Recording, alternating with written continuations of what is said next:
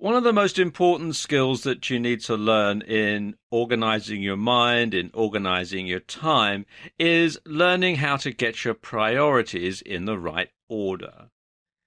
And I'm going to talk about that in this video. Now, there's a great tendency when you're an entrepreneur to give equal weight to everything, equal weight to every task that you have to fulfill.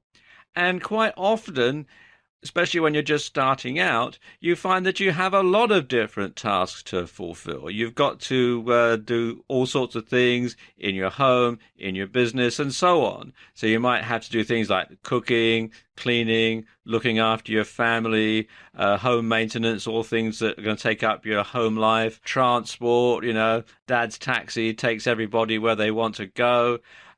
In your work life, you may have to look after your websites. You're going to need to find new clients. You're going to have to create products or provide the services. You're going to have to handle correspondence, emails, phone calls, letters, that sort of thing.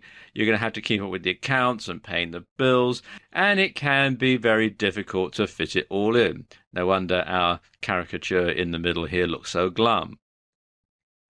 So you have to accept when you're an entrepreneur, when you run your business, and even in your life as a whole, that you can't do everything. There's just 24 hours in a day, and you can't do everything that needs to be done. It's just simply not physically possible because, of course, the more things you do, the more things that you find to do. And if you give each of them equal weight, then you soon find yourself in a bit of a problem. So you have to learn to set your priorities. You can't give everything equal weight. And you have to accept that some tasks are more important than others. So what you have to do is you need to learn how to rank tasks in order of importance. And you need to rank them like this, really. First of all, top priority are the tasks that you must do, come what may, come whatever you must do, whatever this task is. And this could be something in your business life, like going out and getting some new clients. It could be something in your home life, like you must pay your mortgage, that sort of thing. And then there's the things that you should do. And these are the things that you should do, and you're going to try your darndest to, but you can't 100% guarantee that you're going to be able to do it because they don't have as high a priority as the things that you must do. And then there's the things that you could do, if there's time. Otherwise, it's no big deal. And then there's the stuff that you can't do. And I suppose this, along with what you must do, is one of the most important categories because you can't do everything. Now, exactly what your top priority is going to be is going to depend a lot on you, on your business, and your circumstances.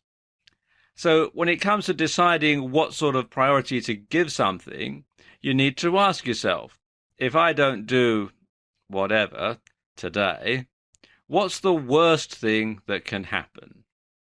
Now, if the consequences are dire, then this task is going to fall into the must-do category. So, for example, if you're not going to pay the mortgage, then you're going to get kicked out of your house, then obviously that comes into the must-do category. If the consequences are inconvenient, then this task will fall into the should-do category. You should do it, you should try and do it, but if you don't, well, there'll be problems, but it won't be a really serious problem.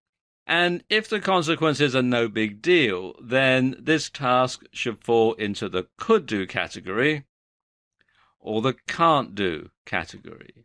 And when you're deciding what's going to fall into the can't-do category, you need to learn how to say no without feeling guilty. Now, lots of people have a big hang-up about this, and I suppose it goes back to childhood where you're brought up to please people, so you say yes. And of course, it is easier to say yes to something than it is to say no to something because you don't want to hurt people's feelings and that sort of thing. But when you say yes to everything, you are really not doing yourself any favors because, as I said, you can't do everything. So you need to learn to say no without feeling guilty.